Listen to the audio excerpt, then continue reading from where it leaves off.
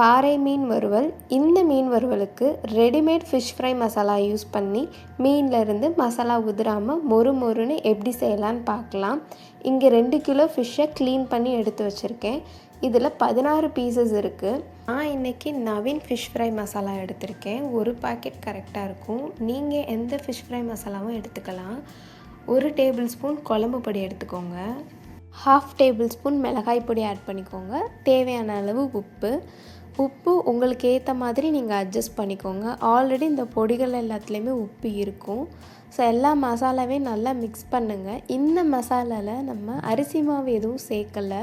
பிகினர்ஸாக இருந்தீங்கன்னா step by ஸ்டெப்பாக follow பண்ணுங்கள், கரெக்டாக வரும். இப்போ புளித்தண்ணி கொஞ்சம் கொஞ்சமாக ஆட் பண்ணிக்கோங்க. புளித்தண்ணி சேர்க்குறதுனால மசாலா மீனில் நல்லா இறங்கி உங்களுக்கு ஃபிஷ்ஷோட டேஸ்ட்டை என்ஹான்ஸ் பண்ணி கொடுக்கும். புளித்தண்ணி கொஞ்சம் கொஞ்சமாக தான் ஊற்றணும், மொத்தமாக ஊற்றக்கூடாது.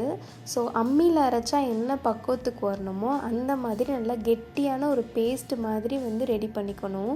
இந்த மாதிரி கன்சிஸ்டன்சியில் ரெடி பண்ணிவிட்டு அதுக்கப்புறம் கொஞ்சம் கொஞ்சமாக நீங்கள் தண்ணி ஊற்றி மீனில் அப்ளை பண்ணணும். ஏன் அப்படின்னா நீங்கள் மொத்தமாக தண்ணி ஊற்றும் போது உங்களுக்கு அப்ளை பண்ணும்போது ஈஸியாக இருக்கும். ஆனால் நீங்கள் கல்லில் போடும்போது மீன் அதில் ஒட்டிக்கிறோம். ஸோ இந்த ஸ்டெப்பை கண்டிப்பாக ஃபாலோ பண்ணுங்கள். இந்த டைரக்ஷனில் தான் நீங்கள் மசாலாவை அப்ளை பண்ணணும். நீங்கள் ஆப்போசைடில் நீங்கள் அப்ளை பண்ணிங்க அப்படின்னா அதில் இருக்கிற முள் நம்ம கையில் கீறிடும். ஸோ ஸ்லோவாக 1 by 1 அந்த மாதிரி அப்ளை பண்ணுங்கள்.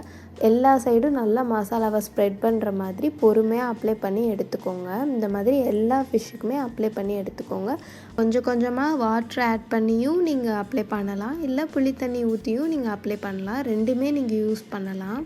எல்லா ஃபிஷ்ஷுக்குமே மசாலா தடவி தனித்தனியாக எடுத்து வச்சுக்கோங்க. இந்த மாதிரி பெரிய பாத்திரமாக இருந்துச்சுன்னா உங்களுக்கு எடுத்து வைக்கிறதுக்கு ஈஸியாக இருக்கும். 1/2 hour இது நல்லா அந்த மசாலாலாம் அந்த மீனில் இறங்கணும். ஸோ 1/2 hour அதுக்கு ரெஸ்ட் டைம் விட்டுருங்க. 15 minutes அப்புறம் ஃபிஷ்ஷெல்லாம் நல்லா திருப்பி போடுங்க. ஸோ நல்லா அந்த மீனில் அந்த மசாலாலாம் அப்சர்வ் ஆகணும். ஸோ இப்போ ஃபிஷ் ஃப்ரை பண்ண ஸ்டார்ட் பண்ணலாம். ஸ்டவ் ஆன் பண்ணதும் தோசைக்கல்லை வைங்க. தோசைக்கல் காஞ்சதும் எண்ணெய் ஊற்றுங்க. கடலெண்ணெய் யூஸ் பண்ணிங்க அப்படின்னா டேஸ்ட்டு இன்னுமே நல்லாயிருக்கும். இப்போ நீங்கள் ஃபிஷ்ஷை ஆட் பண்ணலாம். ஸோ ஃபஸ்ட்டு 2 minutes ஹை ஃப்ளேமில் வைக்கணும். ஸோ அதுக்கப்புறம் 2 minutes லோ ஃப்ளேமில் வைக்கணும். அதுக்கப்புறம் தான் நீங்கள் ஃபிஷ்ஷை திருப்பணும். ஃபிஷ்ஷை திருப்பும்போது நீங்கள் குத்தக்கூடாது. ஸோ ஸ்லோவாக தான் அதை அதோட டைரக்ஷனுக்கு ஏற்ற மாதிரி நீங்கள் இப்படி தான் எடுக்கணும், நான் வீடியோவில் காட்டுற மாதிரி. ஸோ அதுக்கப்புறம் நீங்கள் ஃப்ளிப் பண்ணிவிட்டு அதே மாதிரி 2 minutes high flame 2 minutes low ஃப்ளேமில் வைங்க. ஸோ நல்லா ஃபிஷ்ஷை ப்ரெஸ் பண்ணி விடுங்க. ஸோ பாறை மீனில் அதுலேருந்தே எண்ணெய் செப்ரேட்டாக வரும். நீங்கள் நான்ஸ்டிக்கில் பண்ணுறீங்க அப்படின்னா உங்களுக்கு ஆயில் ரொம்ப தேவையே படாது. ஸோ டோட்டலாக இந்த ஃபிஷ் குக் ஆகிறதுக்கு 8 minutes ஆகும்.